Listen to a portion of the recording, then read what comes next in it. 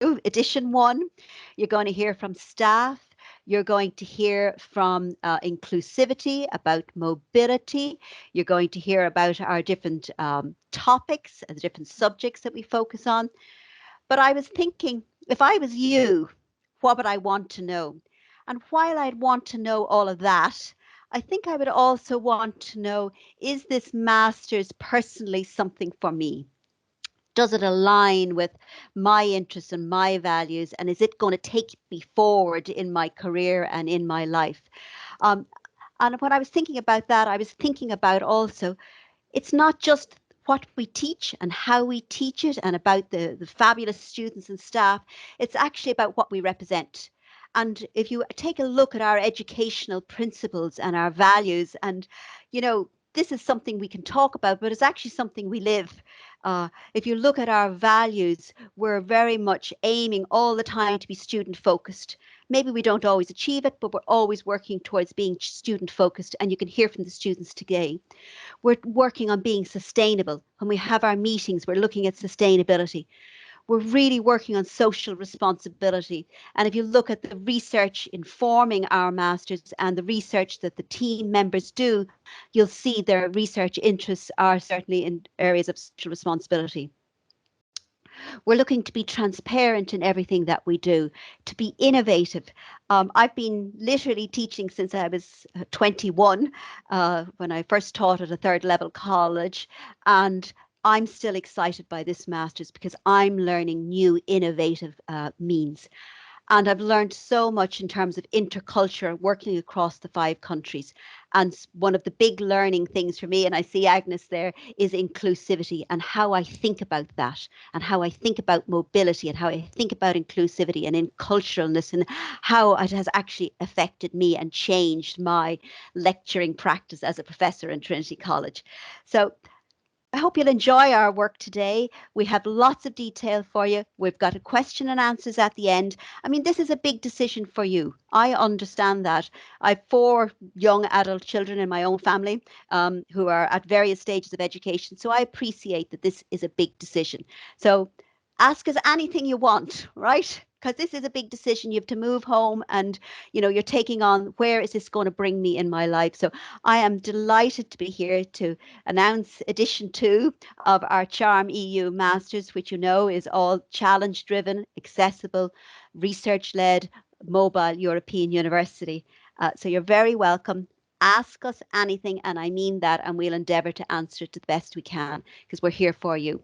And I'm going to hand over now to Jake, who has been a facilitator for phase 1. If you like, semester 1 of the modules. So you see our program here. I'll hand over to you, Jake, to give us some detail on the actual masters. And I'm here for questions at the end if you need me. Thank you. Thanks, Catherine. Yeah, so I'm Jake Byrne, an assistant professor in Trinity College as well. And as Catherine said, I've been involved in phase 1 so far, which is what I'll describe what we mean by phase 1s, but essentially they are semesters. So there's 3 phases in the program. What I'm going to cover first is sort of the master's program, sort of at a practical, in terms of practical information, then a little bit more detail about the program, followed by just sort of potential student profiles, potential career paths and opportunities. And then I'll sort of talk a bit about the structure of the masters, as we sort of have mentioned there. Next slide, please. So the title of the masters is a Masters in Global Challenges for Sustainability. The starting date is going to be September 2022. The duration is sort of a full-time program of 18 months. So there will be a summer break in between sort of phases 2 and 3. It's 90 credits in total. The official language is in English. The application deadline is the 8th of March. The model of delivery is blended sort of hybrid, and I'll sort of talk a little bit more about that as well when I'm sort of talking about the learning experience. And the website is www.charm-eu.eu. So they're the sort of practical information that you might need. Next slide, please. So in terms of the sort of graduate attributes that we sort of talked about what we hope students will be able to achieve after they've completed this master's program. So those are things like developing creative and critical thinking skills, sort of research and evaluate complex societal challenges from different stakeholders and intercultural perspectives, to assess and integrate different disciplinary and transdisciplinary knowledge and research methodologies, demonstrate expertise in the identification and application of the latest technological tools to source, analyze, handle, use, and communicate complex bodies of data ethically, acquire expertise and communicate effectively on very complex issues, formulate an advanced understanding of transdisciplinarity and demonstrate expertise in the facilitative, communicative, reflexive, and collaborative skills to support its practice, and acquire advanced transversal competencies in problem solving, entrepreneurialism, innovation, digital skills, and a lifelong learning disposition. So there's definitely a crossover between those various different graduate attributes, but we, hope to develop those capacities in students on completion of the program. And next slide, please. So in terms of sort of the student profiles, now, we're really looking for a very, very diverse group of students to engage on the program. So I think we've been quite successful in the first iteration of having quite a diverse group. But sort of examples of disciplinary backgrounds, and this is definitely not limited to. So if your discipline doesn't appear here, that doesn't mean that you shouldn't engage in the program. But things like sustainability studies, engineering, and that can be mechanical, civil, electronic, and so on. Social sciences, philosophy, design, journalism, communications, natural sciences, psychology, business studies, history, computer science, and health sciences as well, including medicine and pharmacology and so on. So there is representation from many of these disciplines already in the first iteration of the program, and it's great actually to see the different disciplines come together and the students bringing their background to the challenges that they're engaging on. So that's a big part of what we think we need in order to solve the Sustainable Development Goals and to sort of truly implement the European Green Deal that has been put forth. Is we need a diversity of perspectives. Next slide, please. So in terms of career opportunities, again, these aren't exhaustive, but these are sort of types of potential career opportunities that we've sort of identified.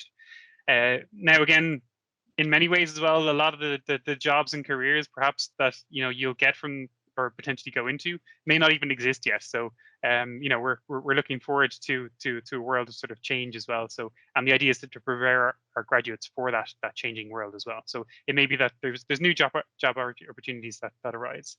But sort of for potential postgraduate sort of student pathways are sustainable policy and communication roles. So that might be sort of looking in the sort of policy space, for example. Social innovation and action, either within existing companies. So that might be entrepreneurship. So you might go and get employed within an existing company and you implement your sort of social innovation skills and competencies within that organization. Or potentially to create your own enterprises. So that would be entrepreneurship opportunities as well. So it's applying your skills to the creation of a new business, for example.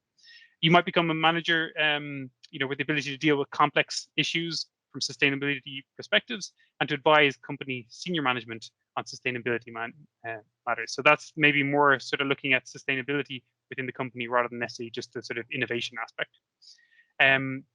And then there will be opportunities as well to progress further along the academic pathway. So perhaps maybe you want to go on, might do a PhD in an area. And we're even actually looking at currently at the moment we haven't finalized on it, but we are looking at this particularly for the future of Charm EU as well, is potential for doctoral education in this space as well. So being part of this at the moment, it could be an interesting time to engage in that. And next slide, please. So again, to sort of building on that rather than sort of these sort of the broader sort of areas, what would those titles might be. So they could be sort of sustainability specialist, a communication specialist, a social innovation analyst, a sustainability entrepreneur, project manager, international consultant, researcher, or various different academic positions. So those might be maybe sort of job titles as opposed to sort of general areas. Next slide, please. So this is the general sort of structure of the masters. So it's split into 3 phases, and so basically each one of those is like a semester in the sort of traditional sort of understanding of things. So phase 1 is the preparatory phase. So this will have 3 modules in it. It'll have a module in sustainability, social innovation, and transdisciplinary research. So those are the three modules that make up phase one.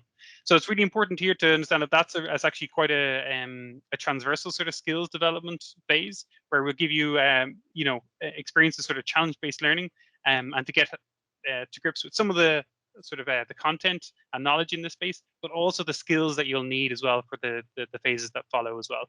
And it's also an opportunity for, because we have such diverse students coming together, it's an opportunity for everybody to sort of get a base level of understanding and a common knowledge and language almost, so to speak, and practice before moving on to the next phases as well. So phase two, a student will select one of sort of three various different themes to study on. So the options are water, another is food, and the final one is life and health. So the students will choose that, and there's usually a mobility as well as part of that, but that'll be discussed later on.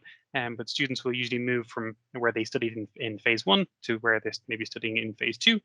And that's, is much more detailed content, and we're actually going to get some presentations from our colleagues from each of those themes to go deeper into that. So I won't go into it, but that'll be where you'll get a little bit more focused content in specific areas.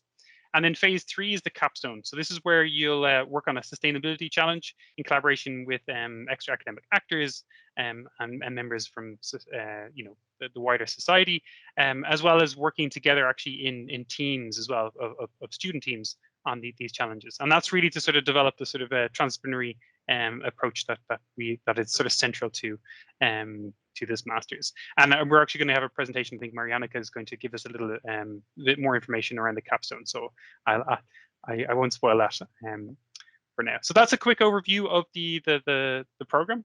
But again, if you've got any questions on that, please do put them into the chat. I'm also going to just briefly talk a little bit about the learning experience of the masters as well. So we have these Charm EU educational principles. So these are a number of different principles that we have, and that was sort of are in every part of the Charm education. So the core one at the center really is Transplanarity. So this is where we bring multiple stakeholders and disciplines, and they engage within the actual the challenges that you might engage in. So up in the top right there, you'll see sort of challenge driven. So obviously we've sort of mentioned that before, and the CH in Charm stands for that aspect of our educational principles. So that means that you will be engaging in sort of authentic challenges within your studies.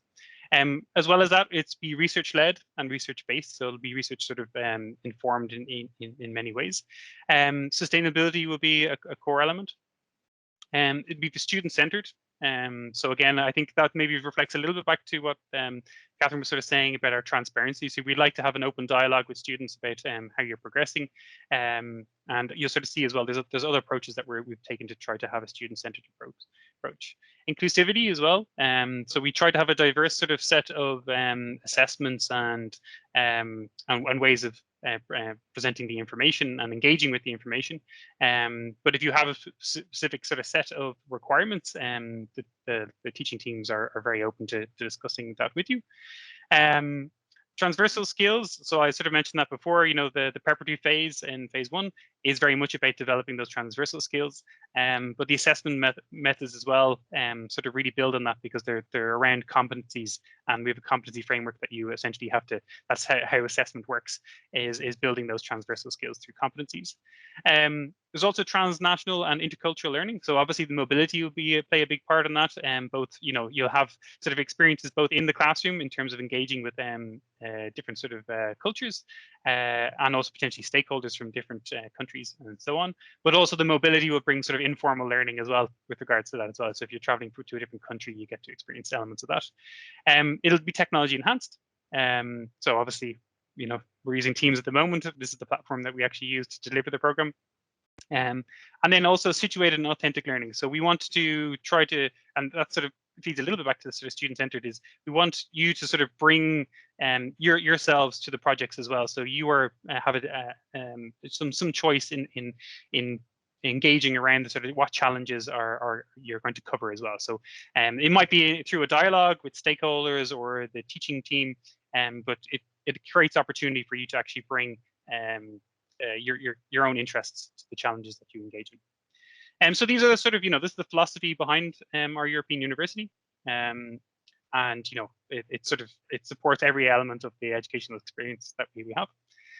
So what students can expect is an active and interactive teaching and learning. So we very much sort of, have either you working with peers, either remotely or in the classroom, and working on projects a lot of the time. So that's really where the engagement of authentic problems comes in, is that you'll be given problems to deal with, and you'll sort of have to learn on by working yourselves through those problems.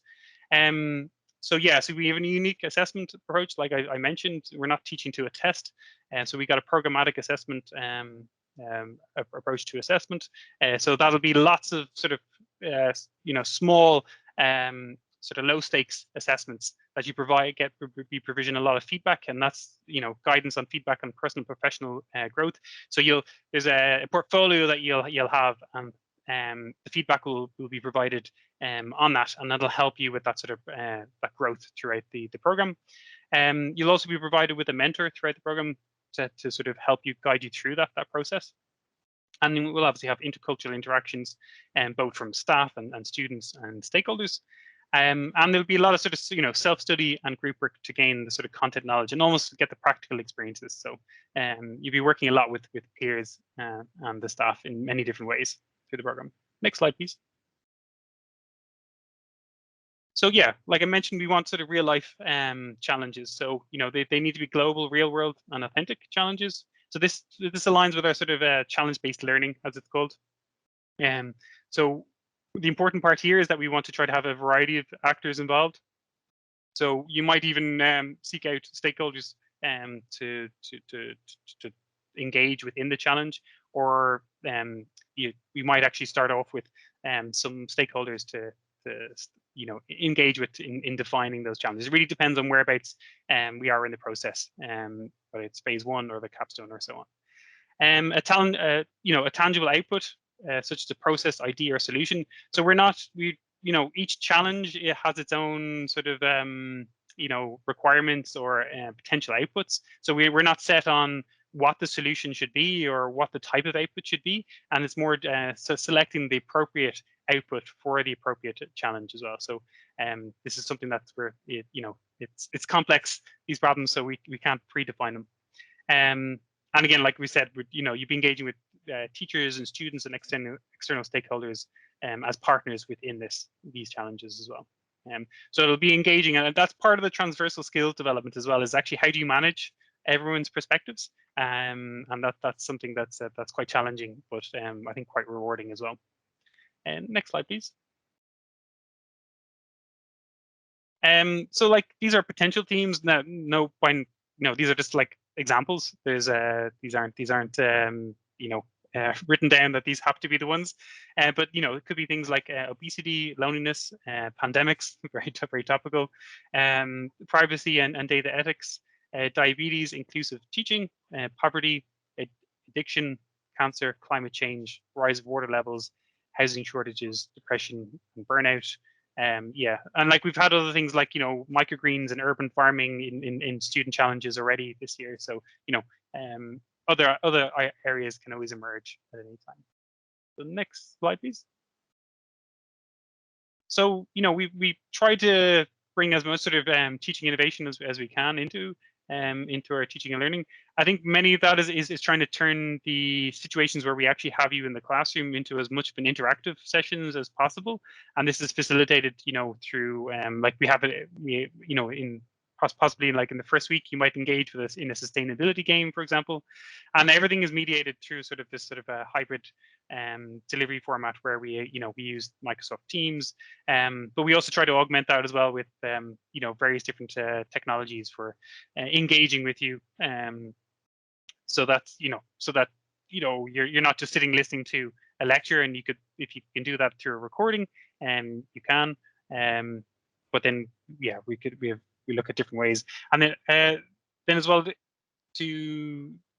we sort of try to bring in as many sort of top experts in fields as we can, to give you that sort of domain knowledge that you might need in certain areas. So you won't necessarily be hearing from the same lecturers week on week. You might have sort of core teaching staff on some of the modules, but they'll be bringing in sort of guest experts as well in fields to give you sort of specific sort of domain knowledge or expertise into the learning experience. Next slide, please. So this is an example of one of the hybrid learning spaces that we have. So each campus has at least one of these, and I think we've got a few now. We're actually, as we're expanding, we have a number of them. But the idea is that the students will go to their location, but they'll actually connect in with their peers on the other campuses. And some of the teams can actually be formed across the various different campuses. So you'll actually interact with your peers in different types of formats. So some of the activities will be local, some of them will be with peers from across Europe at the same time. But in terms of when if there's a session on, like a lecture or a workshop or a tutorial or something like that, it will be usually broadcast and led by usually from one location, but it can be from two locations, and the students connect from each of the campuses, and you can ask questions live and so on. Press that. Next slide, please.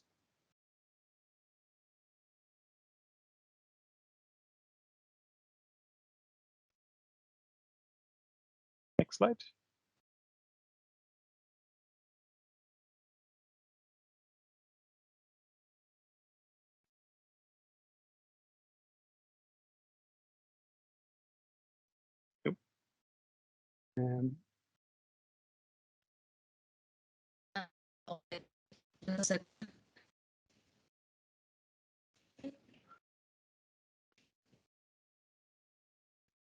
But I might just speak to the next slide because I don't want to slow things down because we're tight on time.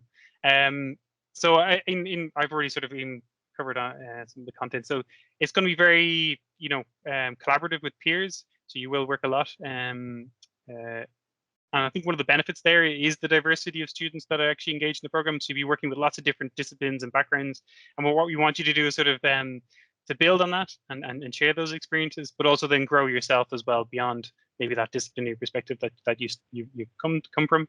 And yeah, we'll have sort of lots of different sort of social intercultural activities available to students.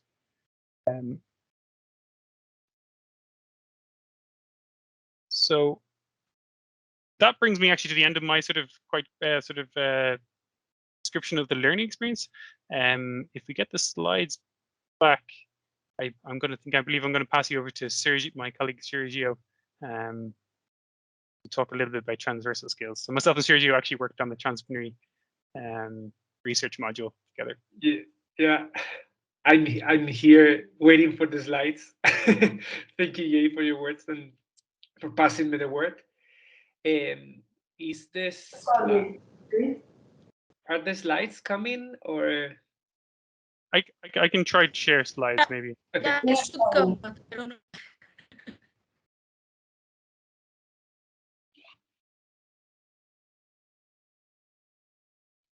Well, I can start by explaining that I'm going to speak about the transversal skills. And these transversal skills, as Jay has already explained, are in the phase 1, so the first semester. The first 4 months, all the students are gonna do the same modules, so they are not going to be divided. All the students are going to do the same, and it's divided in 3 modules: transdisciplinary research, social innovation, and sustainability. And these are the 3 transversal skills to which the master is focusing. So as you can see here, phase 1 is devoted to sustainability, transdisciplinary research, and social innovation, which are the 3 modules in which this phase is divided. So in the next slide, you will see that for us, sustainability has a broad definition, a definition that is not only referred to ecological dimensions of sustainability, but is expanded to also social dimensions. That's why we are referring all the time to the SDGs, to the Social Development Goals, in which we are going to speak also about gender equality, education, poverty reduction, and so on. So After this sustainability module, the next module is going to be the transdisciplinary research. We had a question in the chat that which was the difference between interdisciplinary research and transdisciplinary research. And the difference, we can see the explanation on this slide. Interdisciplinary research is when you do the research with different disciplines. So if we refer to this picture, we see that each discipline is a different vegetable in a salad. So when we have different disciplines, what we get is a salad, if it's multidisciplinarity. If they change, if they inter-exchange concepts and methodologies, we can have even a soup. But when we do transdisciplinarity is when we include in this research process external stakeholders coming away from academia. So social stakeholders, companies, policymakers, all kind of different actors that are coming out from academia, and that give us different perspectives and different ways of thinking, different lens through which we see reality. And with the sort of skills and the sort of methods we are going to teach you in this master, you will be able to make a cake out of vegetables. So that means that you will be able to get different solutions, different unexpected solutions from challenges when you incorporate external views to the research process. And this is what you learn in the transdisciplinary research module. Last skill that you will learn is the social innovation skills. Social innovation module will be devoted into how to transform social problems and social challenges into social solutions through a transformative process, through a process in which all the stakeholders are represented in the different processes of the ideation process, and which generate solutions that will empower these social actors in order to make their own transformations. So this social innovation is always people-centered and based on different methods that you are going to learn through this phase one. So these are mainly the main transversal skills that you will learn during the masters. And of course, together with these 3 modules, you will learn how to work in group, how to deal with new challenges, how to deal with new solutions. The first of the masters, the first phase. That in the previous edition we have just finished. So now they are in the second phase. They have just started the second phase, and I think I can speak, and Jay can also correlate with me, that it was a very nice experience having together with the students these 5 months in the phase one. Thank you, Sergio. So it's time to learn more about the phase 2, actually. So the water, food, and life and health modules.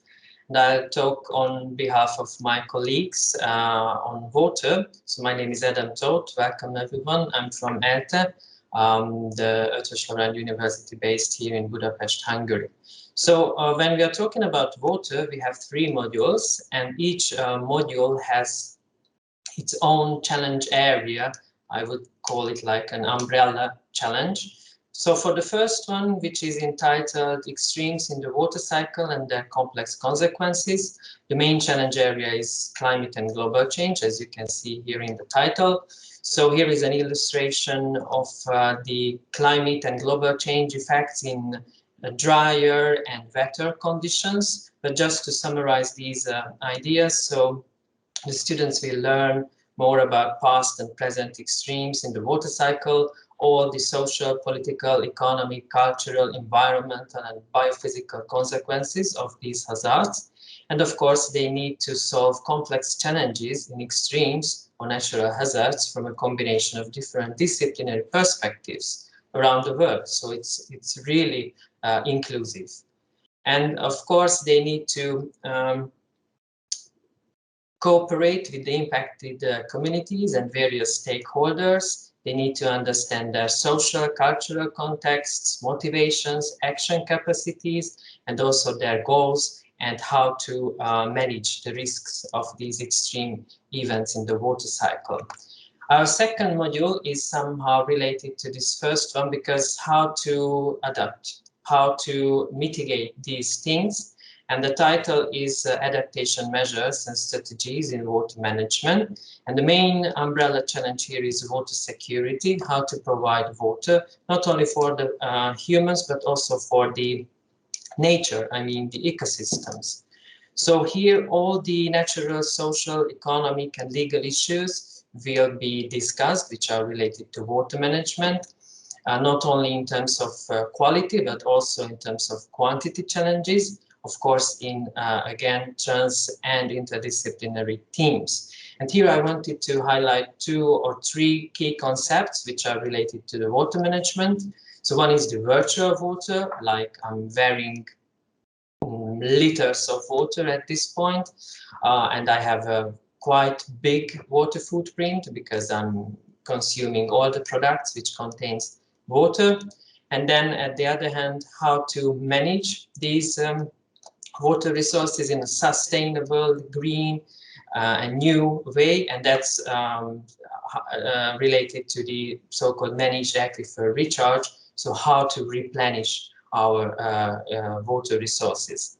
And of course, we need to focus on the water, food, life and health nexus. So we need to talk about the ecosystem sustainability, the poverty reduction, gender equality, livelihood stability, agricultural systems, economic and health risk reduction, and of course, thereby reaching equality in access to water.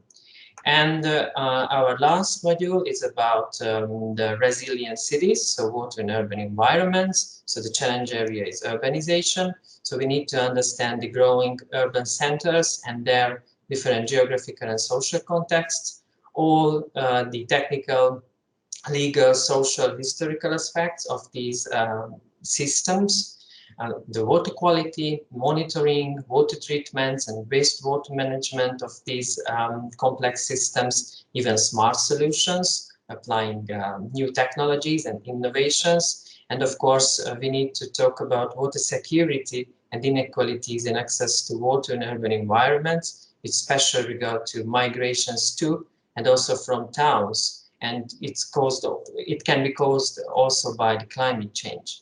So our 3 modules are completely so-called charmified because we have some of these nice elements of the charm EU concepts, like CH for challenge driven. So our students are working in small groups, tackling real life sustainability issues. We have this so-called hackathon event for the students and the longitudinal challenge through the whole semester. So they are working in intercultural teams, and they are working in a close collaboration with stakeholders as well, coaches and mentors. A stands for accessible. So here what we meant is basically inclusivity. So students will work together with the UNESCO Chair on Water, Women Decision Making. This chair is located in Abidjan in Ivory Coast or Côte d'Ivoire. And here the main topic is the gender perspective of water management. R stands for research-based learning. So we try to bring in the most recent research papers, research topics, online tools, how to design water management strategies and interventions. And last but not least, M is for mobility. So we planned basically 2 field schools for the students where they can taste, test, and feel water itself, tackling real-life issues like one in Dublin and one in Montpellier in this edition. And now I think it's time to hand over to Victor, and Victor will give insights on the food modules. Thank you very much, Adam. Welcome to everybody. In the next few minutes, I would like to talk about the food theme in the flexible phase of Charm EU. Next slide, please. The food theme revolves around the challenge of how can nutritionally and healthy food be accessible to everyone on the planet in a sustainable manner. Students who choose this specialization are asked to build inter-university teams and to define their own challenges. In order to facilitate their work, we offer them 5 so-called macro challenges on consumption of products of animal origin, ultra-processed foods, local and short supply chains, deforestation and other environmental issues related to food systems, as well as food-related health problems. Next slide, please. Next slide, please. The food theme is divided into 3 modules, namely the Food, Health, Environment Nexus, Sustainable Food Systems, Food System Transformation. These modules run sequentially, and the role of the first module is for the students, after they had identified the challenge, to present the state-of-the-art diagnosis of the challenge. Then they will study in the subsequent module how to evaluate, how to assess the same challenge. And in the third module, they will learn how to intervene, which type of transformations are needed, which solutions in order to solve the challenge proposed. Next slide, please.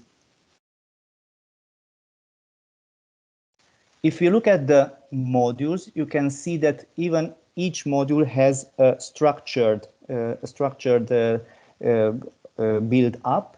For example, in one of the weeks, we study only the health dimension of the chosen challenge. In another week, the environment dimension. In another week, the students will study the cultural, social, and economic impacts of the chosen challenge, in order to be able at the end of this module to present the diagnosis, the state-of-the-art of their challenge in a complex way.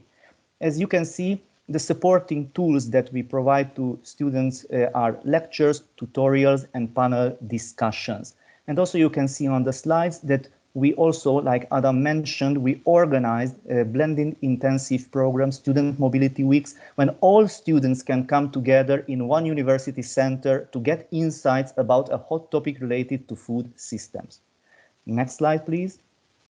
If you look at module 2, in the module 2, students will learn about how sustainability of food system has emerged and what is needed in order to evaluate the sustainability of food system in relation to the students' challenge. In case of this module, also in this academic year, we are planning a second student mobility week. Next module, please. About module 3, so we can say that after having the diagnosis and studied the indicators, module 3 will focus on solutions from producer, consumer and citizen, as well as governance and justice side, in order to address 3 basic research questions: what to do, with whom, and how to ensure a fair transition in order to convert the food system practices in a sustainable way. And of course, in the center of this module is also to build up the system thinking. Next slide, please. As I said, in the case of the first 2 modules, we organize mobility weeks. One of the strengths of the third module is that we organize field trips. For example, you can see in these slides that currently this food theme is ongoing in 4 university centers. The students will have the possibility to take part in 4 field trips in each location on different topics like agri-food governance, public sector, agri-food policy, private sector consumer decisions, and about the transformations needed in an uncertain future. You can also see that that in case of one of these field trips, we use an innovative virtual learning tool, namely the PEAK application. And we also give the students the possibility to organize one of the field trips by themselves. And at the end of each week, when they perform this type of field trip, they can come together and share their information from the 3 hybrid classrooms in form of workshops. Thank you very much for your attention. Hello, good afternoon, everybody. My name is Katalin Felvinci, and I am the so-called facilitator of the Life and Health theme. And here you can see the main participants or contributors to the Life and Health thematic track. And we can continue with the next slide, please.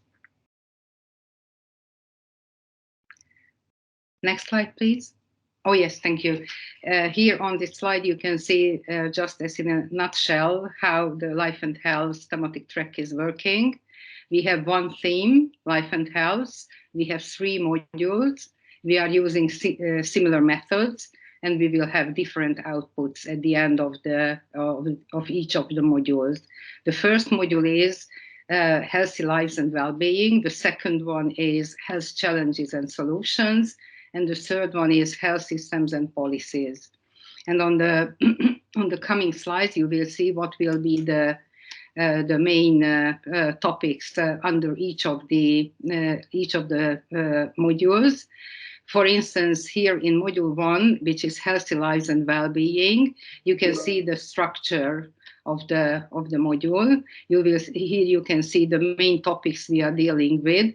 And when we are speaking about the first module, I would say that the main message is that lifestyles are in the very center of this module, because lifestyle will have a tremendous impact on our health status. And we have to know a lot about the lifestyles of different social groups, different individuals, different cultures, different ethnic groups, different religions. So I think that lifestyle is the central motive of this whole module 1.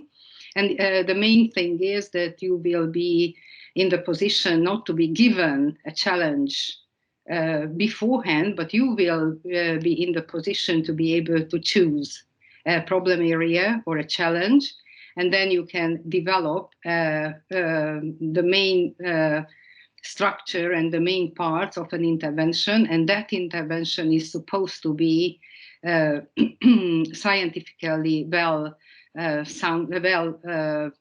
grounded, and it will have to be so-called evidence-based. And you will, by the end of the module, you will learn a lot about healthy lives and about the impact of lifestyles on the health status of people, and you will be developing skills. And I think that the main skills you will be developing, apart from those which are in the center of the whole program, that you will learn how to develop an intervention, a complex intervention, and you will also find the selling points of high-quality evidence-based interventions. We can go for the next slide, which will be on the second module, which is Health Challenges and Solutions.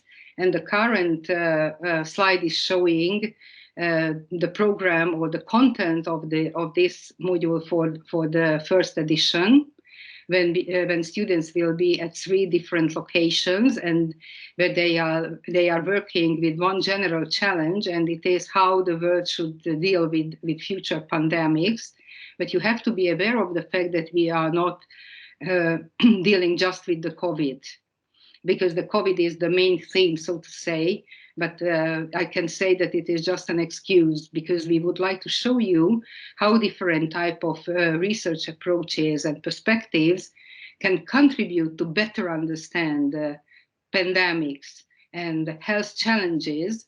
And you will be working on different research topics in different research hubs at different campuses. Right now, we have 3 different campuses, one in Dublin, one in Budapest, and one in Barcelona. But we don't know how many campuses and which campuses we will have during the second edition.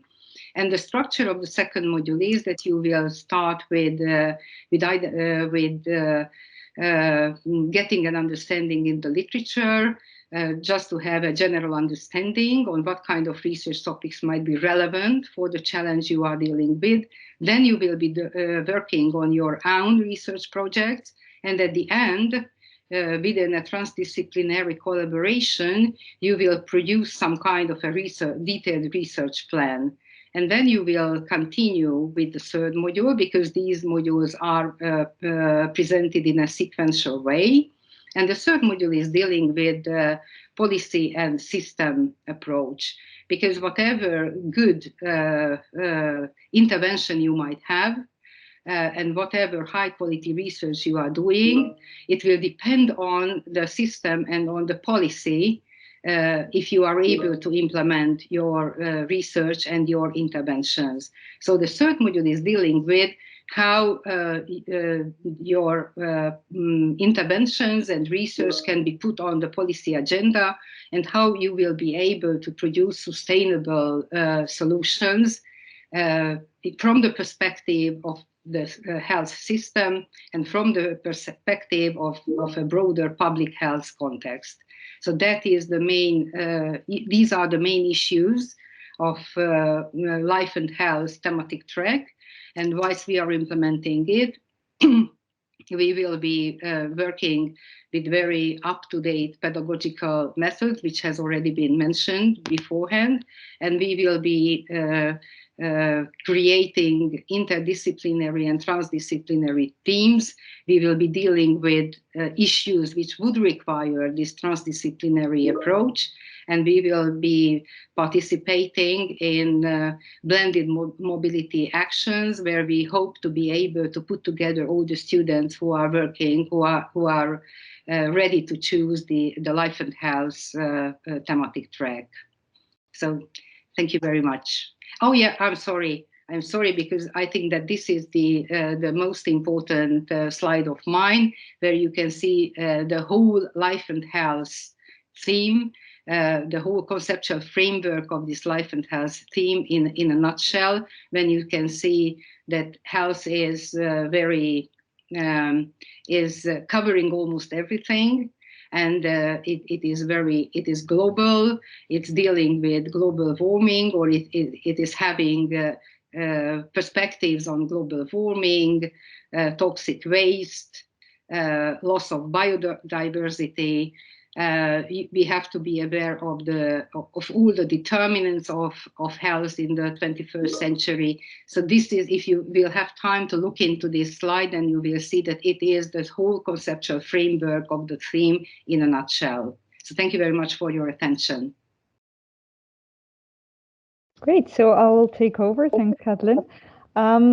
So I'm going to tell you a bit about the Capstone Phase, the third phase. My name is Marianneke Vijgen. I'm assistant professor at Utrecht University, and I'm coordinating the Capstone Phase. So as you can see, the Masters consists of 3 phases. The preparatory phase, the phase 2 flexible phase that we just heard about, with the themes life and health, water and food, and then the final capstone phase. Next slide. So the capstone phase is a challenge-based thesis project. It has 30 EC, and it's for 6 months. So you will work together with a team in 4 to 6 students, fellow students. So they can be from different themes also. And you work together with academic and extra-academic actors on a real-life sustainability challenge. So the idea is that students or extra-academic actors, such as businesses, civil society, government agencies, international organizations, define a challenge together, a real-world challenge, so something that is really presently pressing in society. And they analyze, evaluate, and then also try to address the challenge. So the idea is that the capstone has one sort of main client, an extra academic actor, who is interested in addressing the challenge. So it's really an inter and transdisciplinary challenge. Interdisciplinary because it touches on different disciplines, and transdisciplinary because it requires collaboration with external actors. The idea is that you would be learning by doing, so you're addressing the challenge as you go. There are also skill development workshops that you would have, so kind of refreshment of the knowledge you gained in phase 1 and 2, with regard, for example, to research skills, but also sort of professional skills. So it's really also focusing on, next step in the future career. And this will be also done together with external actors. So external actors will also be engaged in these workshops. And the idea of the capstone, of course, you'll be assessed on individual analyses of the capstone, but also like of the challenge, but also of the final capstone product. And the capstone product can be useful for extra academic actors. So there can be different types of capstone projects. Think about maybe scientific reports or academic articles if you're really interested in really doing sort of research. But it can also be business models or policy recommendations. Maybe some infographics can help to for some external actors to address certain challenges. Maybe some methods or tools that governments or civil society need to have. The idea of the capstone is really that it's student-centered. So students are really encouraged to take responsibility of their own learning. And there's a variety of learning activities, and there's staff, academics, and extra academic community that function as a sort of support structure. And of course, you will also have your mentor. That is sort of the same mentor in the entire master's, where you can reflect also on what do you want to learn, what are your learning goals, what did you learn so far, and where do you still want to focus on in the capstone. So the capstone is really a sort of synthesis of prior learning, refining professional skills, but also building networks with external actors. Just to mention a couple of themes that you can envision to make it a bit more concrete. So we had the current challenges that students will take on from September onwards in the present master are still under development, but some ideas that have come up in earlier sort of world cafes where external actors presented their real life challenges are, for example, addressing poverty in India together with the UN Development Programme. There were also several actors that were interested in health issues. There were also some that were interested in food, health, and climate change, with some people from Ahold Delhaize, for example, so from more the business sector. And we also had some that were interested in youth engagement in the Sustainable Development Goals. So from Africa, we invited a youth SDG network. And the question was really, well, how can you involve youth, African youth, in making the Sustainable Development Goals a priority, and for youth also to be interested and to generate employability in Africa. So these are some of the sort of challenges that you can work on in the capstone. I think that's it for now. Over to mobility. Thank you very much. And hi, everyone. My name is Lucy Erdei. I'm coming from Eötvös Loránd University, Hungary. And but I'm also representing a group of really enthusiastic colleagues who are also mobility experts and working on a scheme which might be really flexible, but also provides you with the possibility to travel to as many partner universities as possible. So what can you expect when we are talking about mobility in the master's program? So you as a CHARMU student will have the possibility to get access to the facilities and also to be part of an international community across the 5 universities in the 5 cities. I think it's really important to let you know that we have predefined mobility options that are integrated into the curriculum. What does it mean in practice? It means that mobility is a really important component of the program. Nevertheless, we are not just mobile for the sake of visiting new countries and cities, which is also a really important part of it, but we are also mobile to get the best learning experience out of it. Therefore, every mobility is led by the learning outcomes, what you can achieve, and therefore you can make your own learning or student journey based on the options what will be available for you. If you look at the graphic on the right side of the paper or the chart, sorry, so you can see that in the first phase, you will have the possibility to be contacted with all other peers of your cohorts through virtual exchange. And as my colleagues already mentioned, you're going to be taught through hybrid classrooms. So first of all, you will have the possibility to be together physically with international peers, but apart from that, you will also be connected throughout the ICT tools with others across the 5 institutions. I think this is a really important and appealing opportunity, which will be provided throughout the 2nd and the 3rd phase as well. But what else can you expect in the 2nd phase? You just heard about the 3 thematic tracks, what you will be able to choose from. And with the thematic tracks, you will also have the possibility to choose from the destination where you would like to study, because from the 2nd cohort on, phase mobility during the 2nd phase will be obligatory for all, which means that every student who will accept it to the 2nd edition will need to move to another partner university.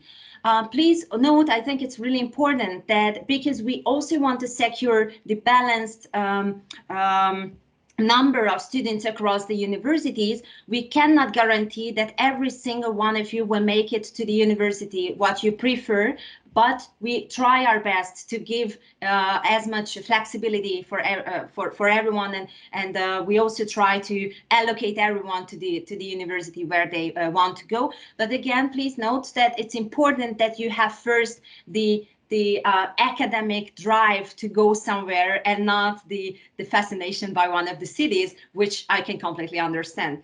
After this, you also have the possibility in the 2nd phase to participate in group blended mobilities. Blended mobility is a type of mobility in which there are virtual, preparatory and or follow-up activities, and there is a short physical mobility to one of the countries. You can also ask, okay, how am I going to finance all these mobilities? The answer is that we are really dedicated to provide all of you with Erasmus Plus mobility grants for semester mobility and also for group mobility. We are going to provide you with more information upon admission to the program. So in the 3rd phase, you will also have the possibility to go and to participate in virtual exchanges, but apart from that, to go on individual phase mobilities. It's not going to be obligatory anymore, but it is going to be optional. So you have to move at least once in order to obtain your degree, and we are now communicating with the and also trying to just review the experiences of the first pilot program, so that we will see how we can incorporate blended mobilities into the 3rd phase. I think it's really important to mention here that we are also dedicated to offer you traineeship opportunities at one of our partner institutions or extra academic actors throughout traineeship mobility options. At the moment, we can say that we have a really good network with extra academic actors, so there are high chances that they would accept you for mobility and for also working there. So I think this is the mobility scheme in a nutshell, but I'm going to be here and I'm happy to answer your questions. And I hand over to the inclusivity team.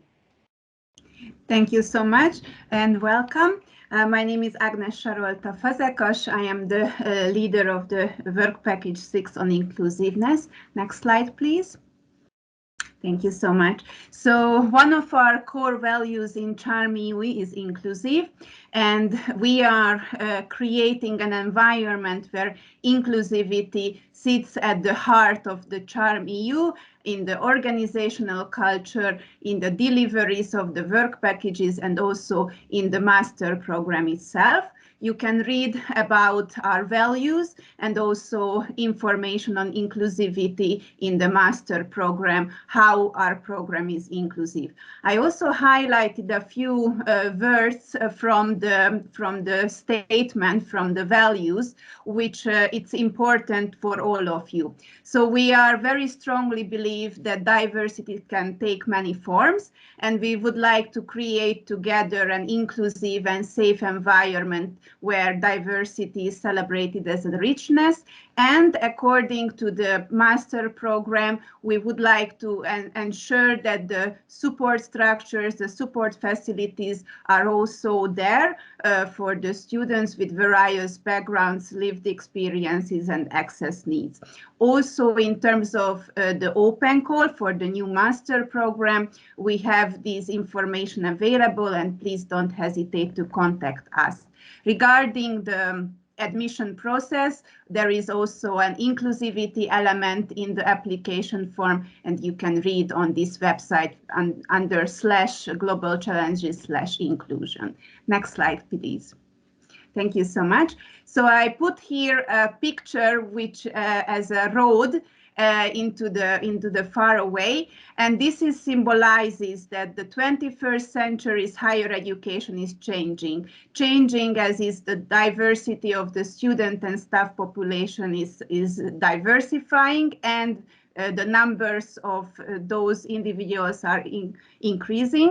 So what is the new challenge ahead of the 21st century's higher education on a global scale?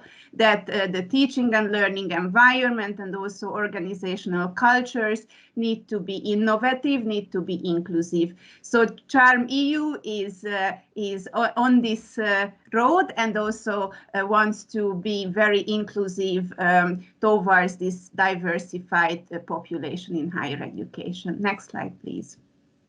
Thank you so much. So I really love to highlight that inclusion is interwoven into the DNA of Charm EU. Of course, I always say that it's a step-by-step road. So what we would like to achieve, that inclusivity is interwoven into the teaching and learning environment.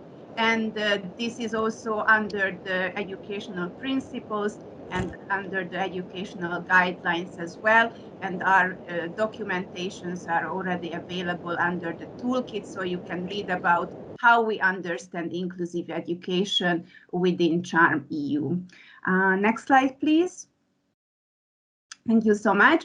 So the collaboration, how we are working with the different organizational units, with the Charm EU when it's about student services, when it's about the joint virtual administrative office, when it's about mobility, when it's about finances. So we want to make sure that you have your access and participation needs are met according to the capacity and resources of Charm EU. I always highlight this, that it's no misunderstanding.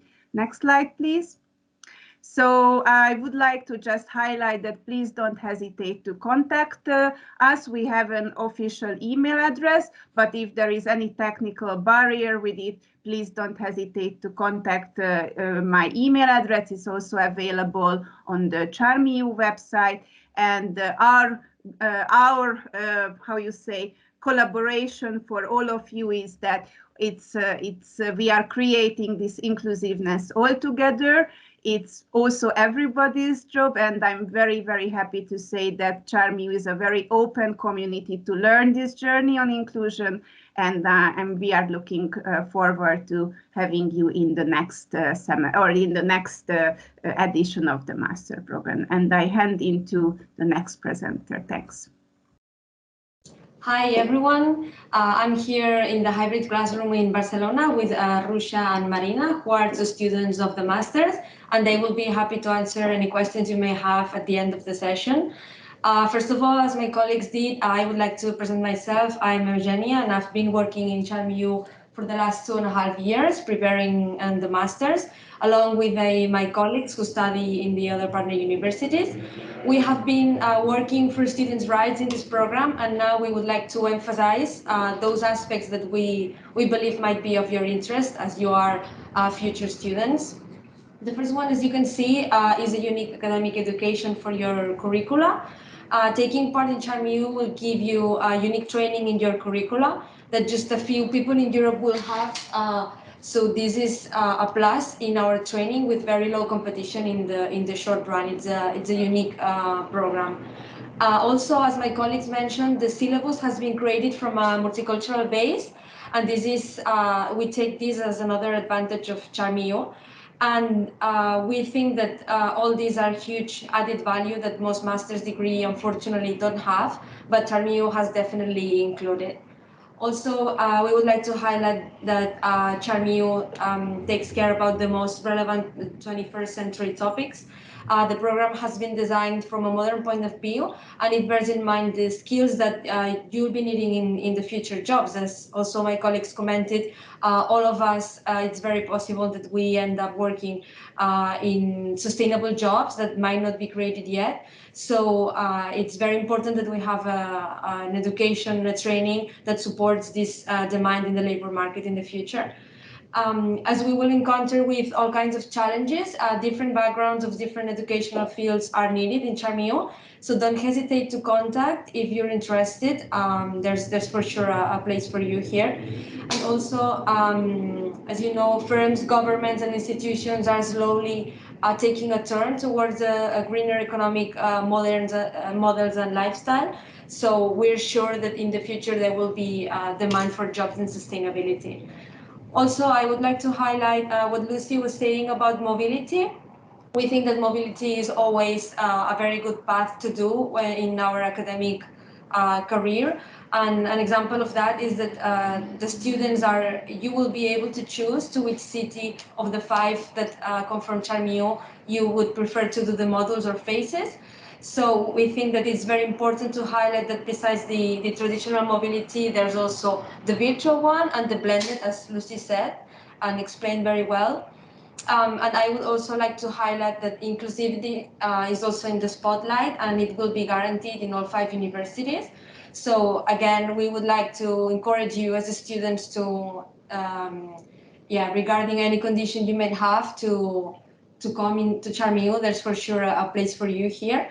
And then this is a very important topic when we talk about mobility, especially in the physical one, which is how to finance it. We would like to say that both Charmio and also from the Erasmus Plus program, there will be grants available. And as I was saying, especially for the physical one, which is naturally the most costly one. We would also like to talk about the innovation in all fields. As you know, there is a new evaluation system which will have a 360 degrees vision of our performance as students and will take into account all the activities that we'll develop. Here, I would like to clearly explain that there is a difference from the classical masters or programs that we know. You will not be evaluated just in a single final exam, which for whatever reason you can have a bad performance, and that is the whole outcome that the teachers take into account. Here, a lot of variables will be taking into account when they will be evaluating you, the professors. So we think this is a very good thing for students. Also highlighting teamwork that will be vital. As you know, once we step out of college at firms and institutions, we will work in teams. So we think it's very good that we do that already when we're studying. So we know we have experience and we have techniques in how to do teamwork. And then, for all these reasons, the evaluation system is something very new. It has been tailor-made for us. And I think that this is something that it's very good for students. And finally, I would like to highlight also the fusion that we have in Charmio between the theory and practice. For sure, this is not a program that you will study only the theory and then forget about real life. This is not the case. You will be used to mix both theory and practice since you will need to go into action to solve the global challenges. So all the theory that you learn, you will apply it straight away with help and supervision of experts and firms.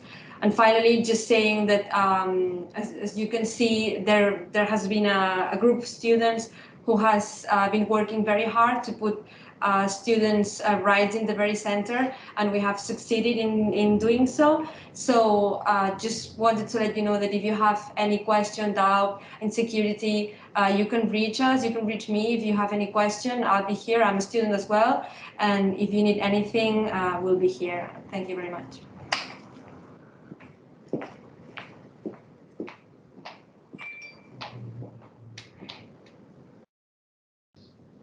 Great. I see we have some student testimonials there as well. Does Marina or Rucha want to add anything, or just available for questions? Yes. Hello, can you hear me? Yes. Good. Yeah, no, just we're here and we're happy to help with any questions that you might have. We also say that we're now in Barcelona, as Eugenia said. We are doing different tracks and we're coming from different universities. So in phase 1, I was in Budapest and Rusha was in Montpellier. So yeah, feel free to ask any questions and we'll be happy to help. And also, I'm an international student, non-EU student. So if anyone has any questions about that or anything visa related that I might know an answer to, please do ask. Great, thank you, Rusha. We move on then to Connor. I think, or is it yourself that's going to do admissions? Yeah, thanks very much, Catherine. Good evening, everyone. My name is Connor Salan, and I'm the Charmy EU project manager here at Trinity College. I'm also the head of the Joint Virtual Administrative Office, and that's the office that provides support to the master's program, where we have an administrator in each of the university campuses. So I'm here to speak to you about the admissions process, which you will undertake if you decide to apply for our course. The first thing to say is you've heard already that the student-centered, and because of that, we think the process, the admissions process, is laid out very clearly on the Charmy EU website.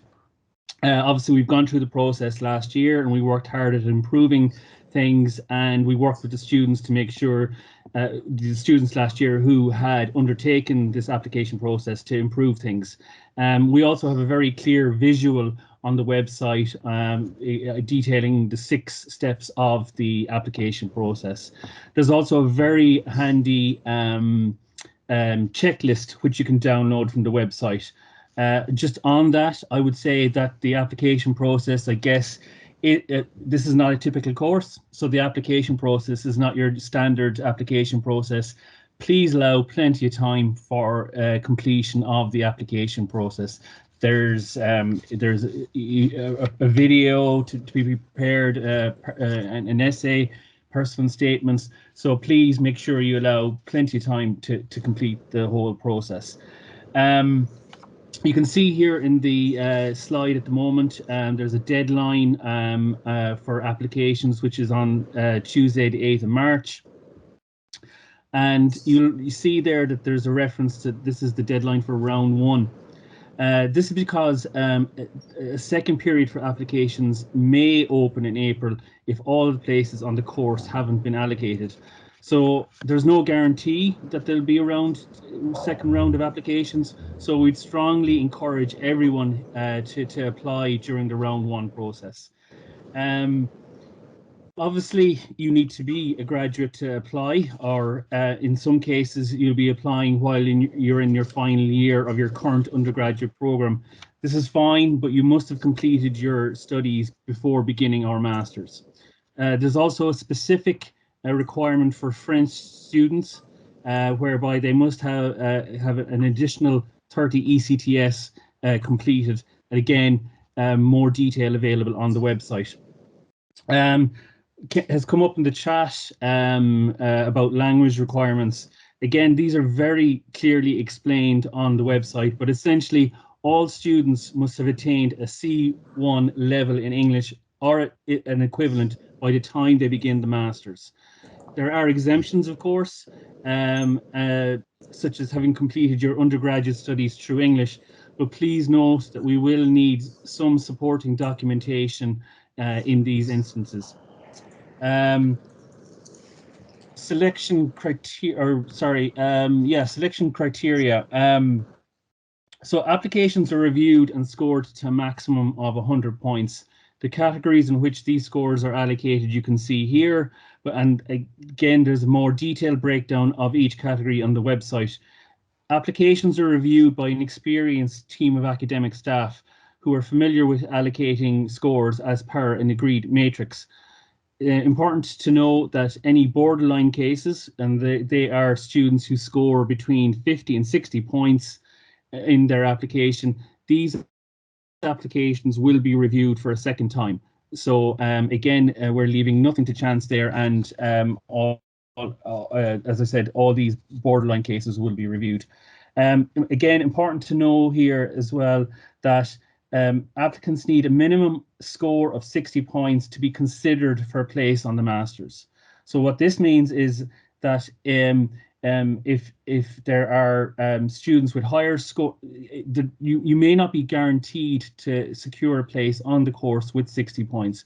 There may be 100 students with higher scores, and therefore not everyone on 60 points will be guaranteed a place on the course. 60 points, you're eligible for a place in the course. So just to provide that distinction there. Next slide, please. So another important element of the application process is ranking the university in which in your order of preference for where you would like to study in phase one.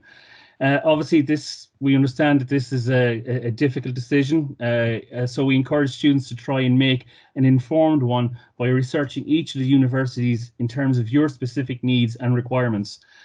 And as a representative of Trinity College, I ask that you don't include nice sunny weather as one of your requirements, as that would probably reflect poorly on us. Regarding that decision, it's a binding decision. The crunch decision on where you spend phase one is actually made at a later point in the process, after initial admission to the program and during the registration process, when another information event by the partner universities is held. Naturally, we try to ensure that each student is allocated to their first choice university for phase one. However, this isn't always possible, as a number of factors are taken into consideration when allocating places. Again, we've worked hard with current students to ensure that this is done as fairly as possible, and of course, there's always a possibility of being placed in one of your higher ranked universities in a later phase, depending on your option of study or your theme of study. Just for reference, I believe around 75% of current students got their first option. We move on to fees. Again, you can see the information provided there. We've tried to set them at a level which makes the course open and a possibility for as many people as possible. It's important to remember that these fees cover the entire 18-month program and can be paid in 2 installments. For example, this year students could split the fees into a €2,000 and €1,000 payment. Students, the next section here is relating to available grants, and students on the course are eligible for various EU and national grants, but there is a very detailed list available on the website, and that's where you should go to find out more information on what grants are available. We also provide a limited number of Charm EU grants which are available to students who meet specific criteria or find themselves in particular circumstances. Again, a process is outlined in detail on the website, but needless to say, any information provided by applicants here as part of this procedure will be treated with the utmost confidentiality. That's a kind of brief overview of the admissions process. Obviously, you'll have some questions. We've seen that in the chat.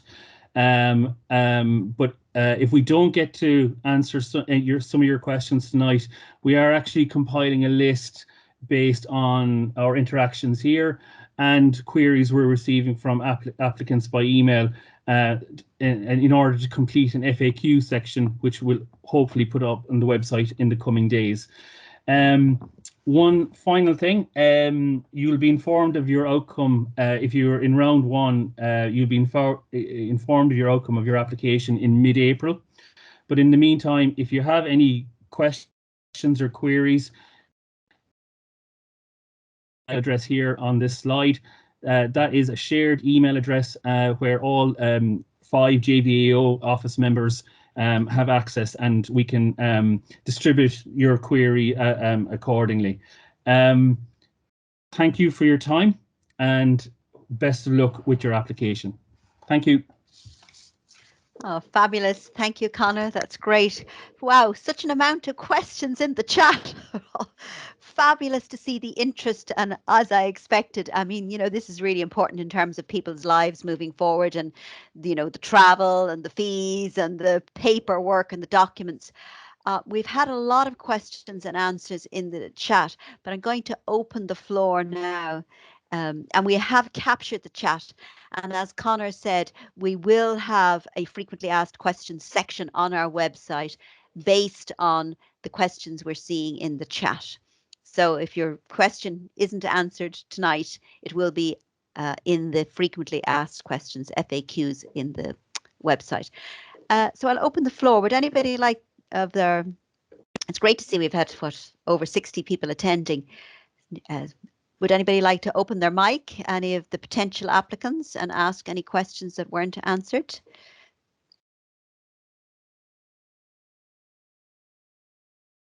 I see there were some questions there. I see a hand up. I'm sorry, I'm not too sure whose hand is up, but I do see a hand up. Mine. My name is Leah. Hi. Hi, Leah. It's lovely to see your hand up. How are you? I'm fine. Very Good. interesting Q&A session. I just haven't understood where do I find myself in phase 3? Like if I don't decide to go to another exchange in phase 3, will I be placed at the same university where I stay at the first phase? Or where am I? Okay, so mobility between phase 1 and phase 2 is required. So you must move. You do not, so you can stay then in your location for phase 3, or you can move again if you wish. So one mobility is required, and that's between phase 1 and phase 2.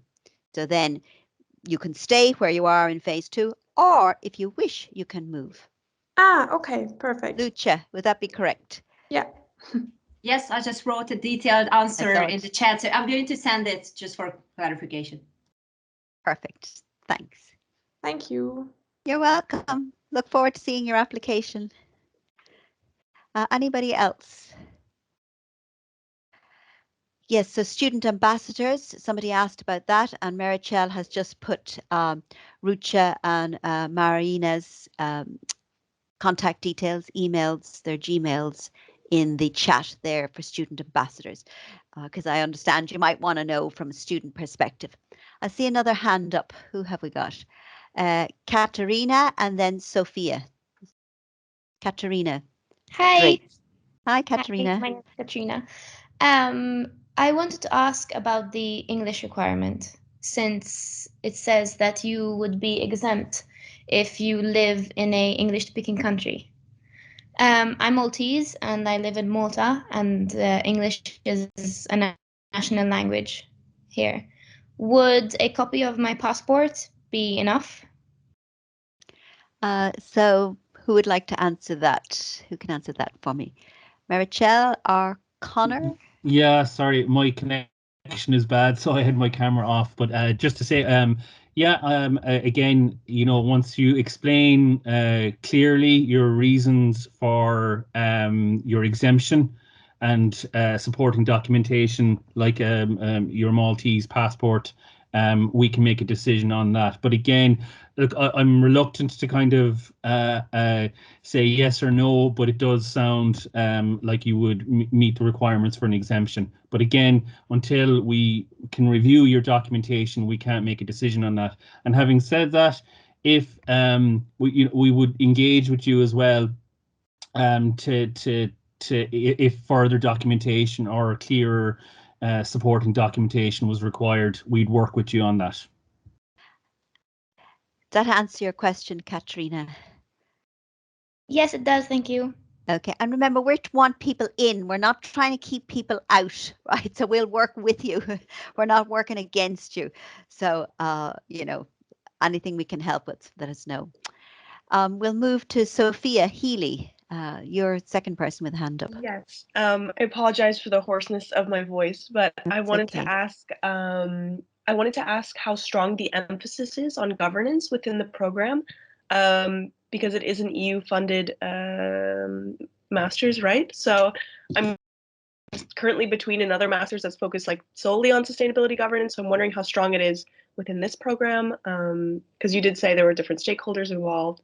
But yeah, I was just curious. Okay, is Jake still there from phase 1? Perhaps might be best to talk about content in phase 1. Yeah, now the sustainability module wouldn't be my module that I teach on, and Billy Carolan is not here. But I know that we do touch on some governance issues, but it wouldn't be the main focus. So it is a bit more diverse than explicitly on governance issues. So although it has a component, it wouldn't be the main focus. I think is probably the best way to do. Okay, thank you. Okay, Sophia. I mean, if you're interested in governance, that's something you can look at within a challenge or within your capstone. So it depends on your own interest, but it's, governance is just part of a module as opposed to a full module. I mean, I see Catalan there in Life and Health, where we'd be looking at quite a lot of governance and policy documents and systems. So it can be part of modules, but it's not a module as such. Okay, thank you so much. You're welcome. Anybody else? Any questions in the chat we haven't answered? Does anybody see anything? Is there anything in the chat we haven't answered?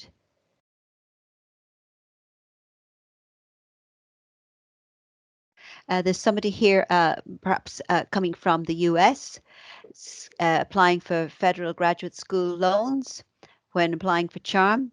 And do we have any advice for which universities should I put on my FAFSA loan application? That's the federal loan application. CHARM EU is not listed as an option.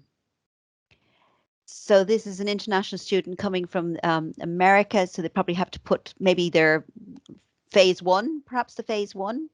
Would that be the option? Your first choice? That might be mine. Connor, do you have anything to add there? I think there's only there'd be a limited list of recognized universities in the FAFSA loan application. So I think you'd be restricted. I mean, it depends on whether or not any of the 5 universities are on that approved list. If there are, if 1 or 2 of the university partners are on that approved list, then the suggestion would be to kind of include that as your university. But again, we'd need to work with you on that. And I know we had students from the US last year or applicants from the US who face the same issue. But again, we'd work with you on that. And Connor, I wrote the answer in the chat already. Okay. Great, thank you. In any case, they can use the University of Barcelona as responsible of admissions and registration. So it's the best try if they need to do it. Excellent. Okay, we have Jody, then Lawrence, and then Didi. So Jody Cash. Hi, thank you. Hi. I was wondering if in phase 2, if someone's interested in more than one of those tracks, is it possible to take some of the classes in 2 of the themes, or do you have to remain solidly in 1? You have to, it is organized along themes, so you can, you would have to stay within 1. But I mean, if you look at life and health and water, I mean, they're so related, or life and health and food, if you have an interest, you could, you can maybe look at different challenges in your related interests, but you must choose a single theme. But then you can, look at the challenges that interest you within that theme. That would be my way of doing that, but you must choose a theme, yes. Okay, thank you so much. You're welcome, Jody. Lawrence Serenhen. Hi, yes, Lawrence. well, I have 2 questions, actually. That's okay. Can you please tell us how many applicants did you have last year? That's my first question. How many applicants and how many eventually arrived? Well, we have 100 places available. So I mean, at the moment, there's 260 inquiries just from last year. So it is quite popular. Does that answer your question? We have 100 places available across the 5 universities. All right. And about the 3 teams, I'm not sure you spoke a lot about energy issues. Interesting. Tell me about that. Yes, that's interesting. That is an area that we're looking at developing in terms of our next round of funding. Who would be a good person to take that question for me? Jake? Yeah. Right, sure. So we currently don't have it as a theme, but we are exploring it as a possibility for a theme. But that won't be for September, and that would be in future iterations of the program. But we do realize it's a big area. Now energy can come into things like water, for example, through hydropower and so on. So there might be opportunities for energy topics to come into some of the other programs, or maybe if you're doing vertical farming or something like that, you might need an energy source or something like that. So there might be other opportunities for energy, but as a topic, we are looking at it as a theme in future years, but just not for September, fortunately. And remember, we can also bring in external actors, to a challenge who could be in the energy industry, related to the challenge that you're interested in looking at. Yeah, like in a way that sort of builds a little on the last question of, choosing one theme is, the capstone are quite broad and there's some flexibility in the challenges that you engage with there. So if you have an idea that you think needs 2 themes, maybe that's an opportunity to, in phase 1 or at the start of phase 2, to network with your peers who are maybe doing one of the other themes and actually start working together about putting together an idea for a challenge. And you could even integrate things like energy. So there is opportunities for students to direct the challenges, but it will involve some legwork on your behalf and your own interests and things like that to drive them in that direction as well. So I'm not saying it's a trivial thing to do, but we're trying to open the flexibility to allow you to do that. So it goes back to being student-centered and trying to meet you where your interests are. I am conscious of the time. Lawrence, did that answer your question? Yeah, Is that thank okay? you very much. Thank you. You're very welcome. And I'm going to give the last question to yourself there, Daidi. You've got your hand up, and lovely. You're going to get the last word. It's for you. Yeah, thank you. Thanks for the presentation, first of all. My question is a more practical one. In the list of documents to be submitted, the last one is inclusivity, and it says there, if you tick this box, you will be contacted by a quality and diversity officer. I don't really know what type of document this is, like the inclusivity document. Is this something we need to write about specifically, or how does this work? Agnes, I'll let you take this one. Thank Agnes' you. great Thank you experience so here. much. Yeah, so that I am the contact person for this thing, and basically what is happening that you tick the box on the application form. We will be notified that you tick the box, and we will be getting in touch with you via an email, and we will provide you an opportunity to share your experience. And then, according to this, we will also notify the academic board on how to proceed with your inclusivity requirement. And of course, this documentation is connected to your circumstances. And we also want to make a very human-centered approach model, which we did with the last year students, that we not only assess your document or supporting document that you may add, but we would like to have with you, whether it's a video call or whether if it's an audio recording, where you can better elaborate your circumstances. So it's much more a human-centered approach to have this. I hope it helps to understand the process. Completely. Thank you very much. You're very welcome, and thank you for asking the question. Okay, I'm going to bring the meeting to a close because I'm conscious that it is late and it's been a long day for everybody. Look, we are delighted that so many people joined us today. I hope you all make an application. You know, I'm excited by this master's. You know, the fact that we're all here at this time of the evening shows the commitment. Like, I was just thinking when people were starting up, the commitment the staff have to this program is just incredible, because it reaches, it's their passion, you know, and just the team that we have involved. I've been in Trinity College, what, I don't know, 13, 14 years, and 10 years in a maths department before that. And this is honestly one of the best teams.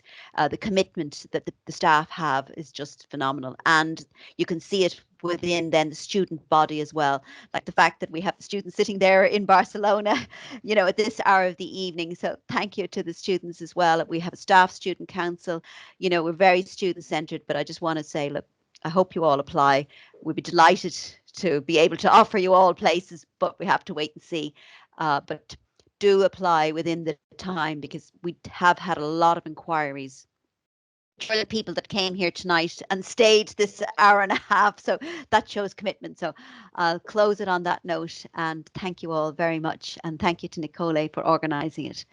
So great. Thank you.